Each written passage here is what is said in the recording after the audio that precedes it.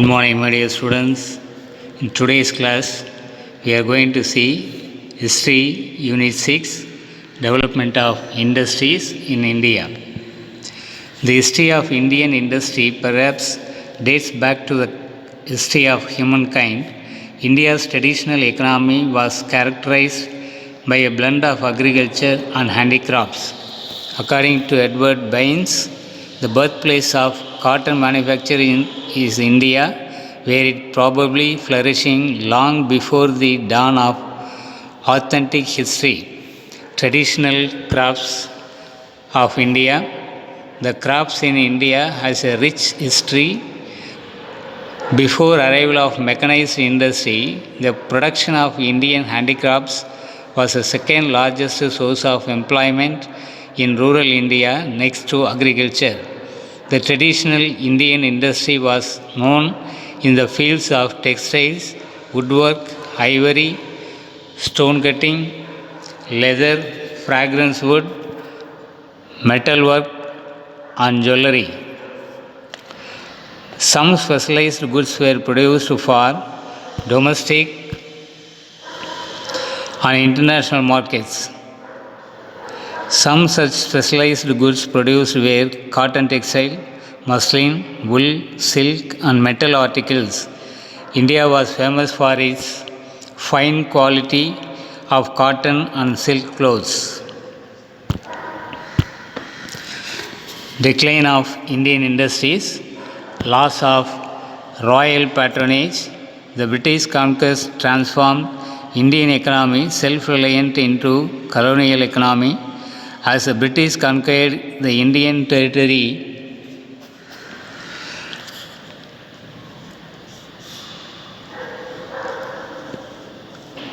one after another, the native rulers, the nobles, and the landlords lost their power and prosperity. As a result, the craftsmen who were patronized by these rulers lost their importance and became poor. For generations, these craftsmen had been practicing their craft and they did not possess any other skills. So they had to work as laborers in the field to meet their daily needs. The splendid period of indigenous handicraft industries came to an end as the political influence of the English East India Company spread over various parts of the country. Transition from producer to exporter of raw materials.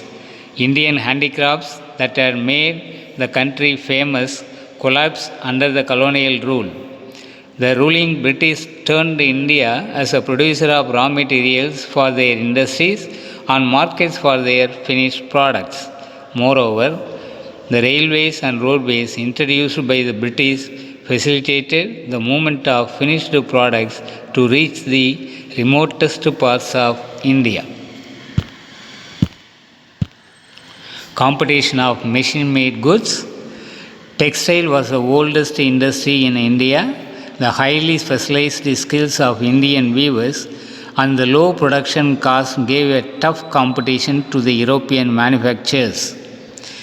It led to the invention of cotton gin, flying shuttle, spinning jenny, and steam engines in England. India became the market for the finished products of British. As a result, peasants who had supplemented their income by part-time spinning and weaving had to now rely only on cultivation, so they lost their livelihood. Trading policy of the British. All the policies implemented by the British government in India had a deep impact on India's indigenous industries. Free trade policy followed by the East India Company compelled the Indian traders to sell their goods below the market prices.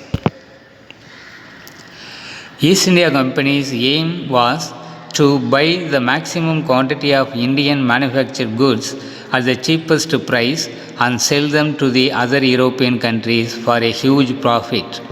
This affected the traditional Indian industry. Heavy duties were charged on Indian goods in Britain, but at the same time, the English goods entering India were charged only nominal duties. Deindustrialization. During the first half of the 19th century, Western countries were experiencing industrialization. India suffered a period of industrial decline. The process of disruption of traditional Indian crafts and decline in national income has been referred to as deindustrialization. The Indian domestic industry could not have withstood foreign competition, which was backed by a powerful industrial organization, big machinery, large scale production. The main cause for the decline of handicraft industry was the greater employment opportunities and the income generating effect of modern factory. Beginning of the modern industries. The process of industrialization started India from the mid 19th century.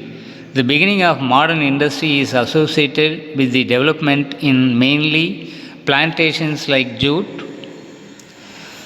cotton, and also steel.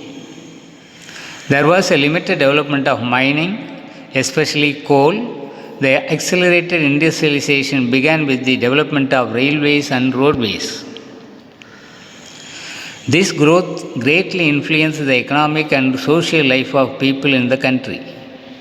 Most mills were set up by wealthy Indian businessmen.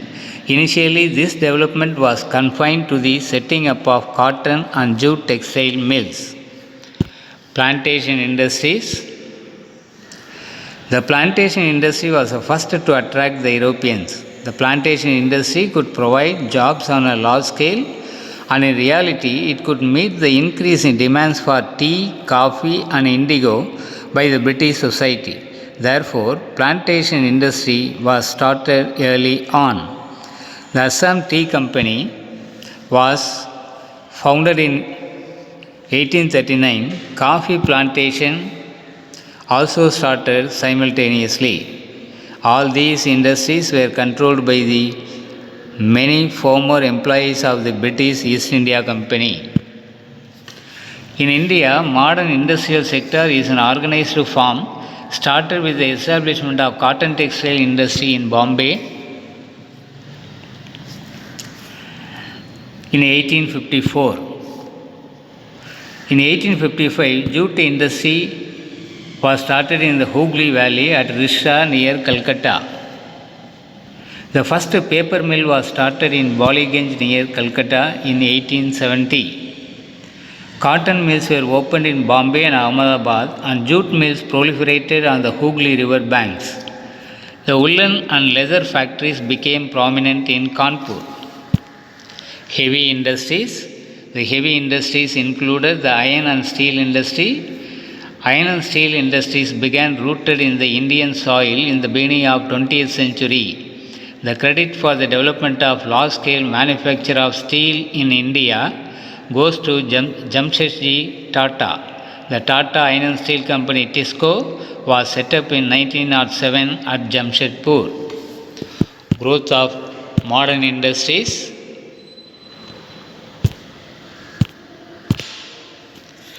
The length of railways increased in 1914. Opening of the Suez Canal also shortened the distance between Europe and India.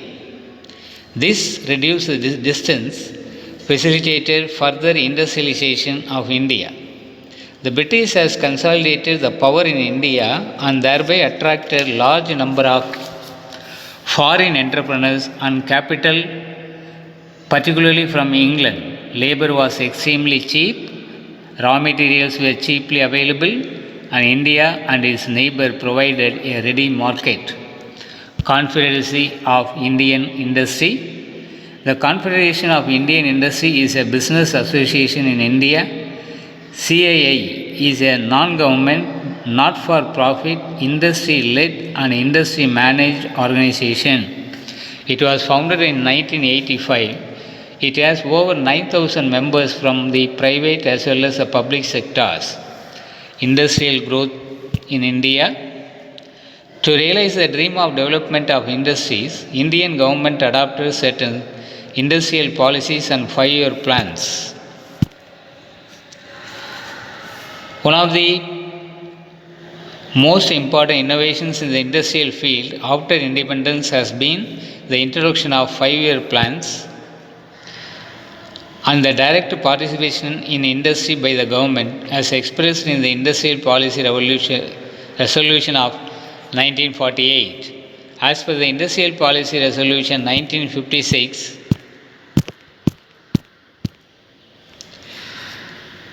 industries were classified into 3 categories. Schedule A, only the government can handle these industries. Some of these are atomic energy, electrical, iron and steel and others.